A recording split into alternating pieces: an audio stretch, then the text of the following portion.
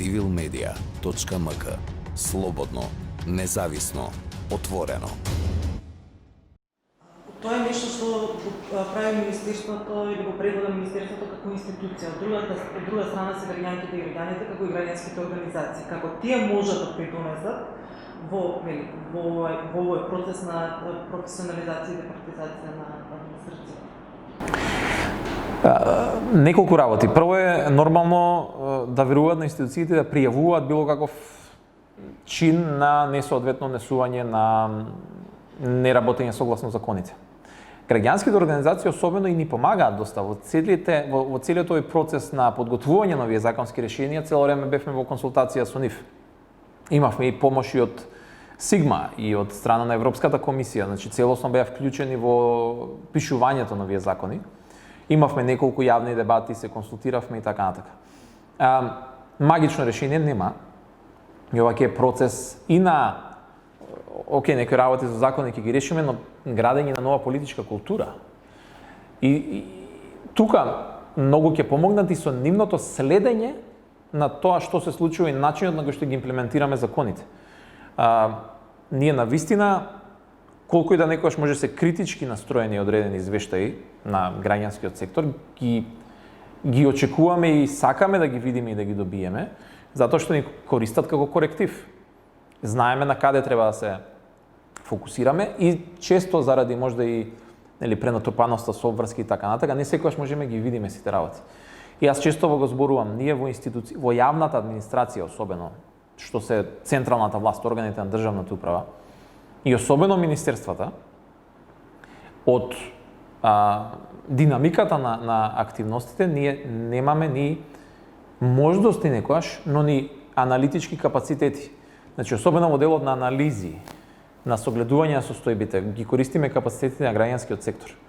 И таа соработка е клучна да продолжи, не само во делот на анализата на состојбите, туку навистина даваат и корисни и конкретни предлози. Не за секојаш се согласуваат сите за се. Еве во Законот за висока раководна служба, ние имаме предвидено дека ова предложена комисија за избор на висока раководна служба ќе ја бира собранието. Не сите експерти се согласуваат со тоа, што сметаат дека се работи за мешање на законодавната во извршната власт. Сега, предлогот на и ова се добронамерни мислења, значи никој нема зла намера, туку сметаат дека треба да биде комисијата во извршната власт за да бира висока раководна служба. Тоа значи дека со други зборови треба да е комисија на владата. Ама колку граѓанките и граѓаните ќе веруваат на процес во кој што комисија што ја формира владата ги се бира сопствени функционери. Еве ние сме може искрени, сакаме да направиме нешто, ќе дојде некоја, не знам, следна влада, се надам, не одма, и ќе го злоупотреби. За среќа или за жал, собранието е можда единствената институција во држава во која што ги имаме застапено и сите од политички аспект страни, но и е место каде што се одвиваат и јавни дебати, консултации со сите заинтересирани засегнати страни. И има некаков баланс. Се друго е нема да веруваат граѓаните. Мене ми е најлесно да кажам, да ги прифатам предлозите и критиките дека оваа комисија за избор на висока раководна служба треба да биде во владата. Ама колку ќе веруваат граѓаните во искреноста на тој процес, тоа е веќе друго. И затоа велам, не секогаш имаме исти мислења, ама да разговараме, се консултираме и ни става една дебата, ни е многу важно. Она што преовладува буквално во секоја институција и тоа нешто на што работи и го забележува во последната година и Државната комисија за спречување на корупција, токму оние коруптивни елементи од кои што никако не можеме да се ослободиме, па тука неретко е на тапет и администрацијата.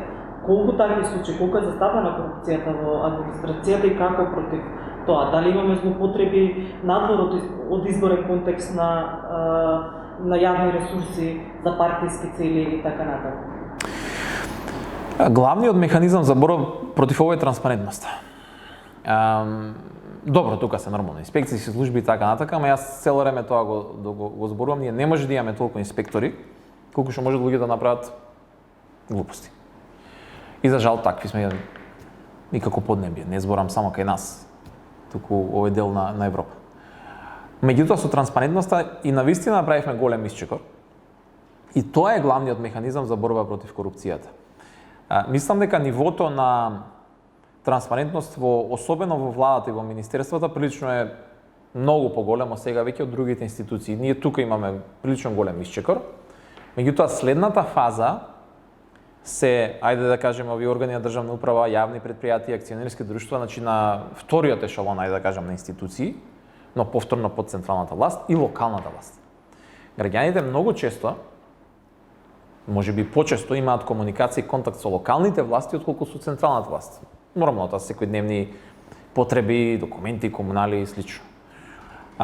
Не ја следеше оваа транспарентност секаде, има честни исклучоци и локалната власт и токму ние во следната фаза на ширење на транспарентноста, ние локалната власт и овие други институции, да кажам, на централната власт.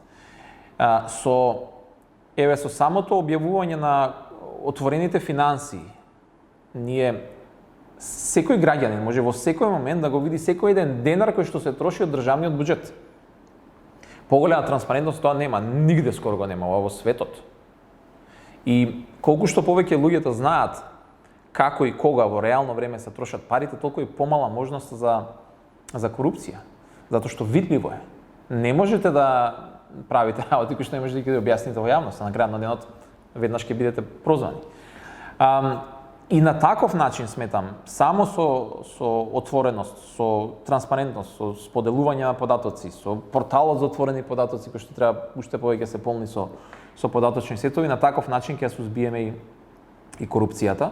И нормално, треба да се оди што подлабоко и поддолу во системот, за да не е можно да и на некое ајде да кажем, ситно ниво да има корупција. Меѓутоа, пак е комбинација на транспарентност и повторно граѓаните чувствуваат доверба дека кога ќе пријават нешто, било како вид на злоупотреба, често се некогаш и равнодушни. Џаби да пријавам, ништо нема се случи така натака, но не е така. Ако се процесуира случајот, ако се пријави, не може да се помина времењата кога може да се стави по фиока и да не се, пак ја кажам, претранспарентно е веќе се и не може тоа да се случува. И тоа треба да работиме на двете полиња и на таков начин да ја сузбиваме корупцијата. Меѓутоа транспарентноста, па и новите технологии, објавувањето на се во реално време, на трошоци на функционери, ние кафе да седнам се го пијам, ако сум го платил го пријавувам и сите го гледаат. Така да на таков начин ќе можеме да подобриме овде состојбата.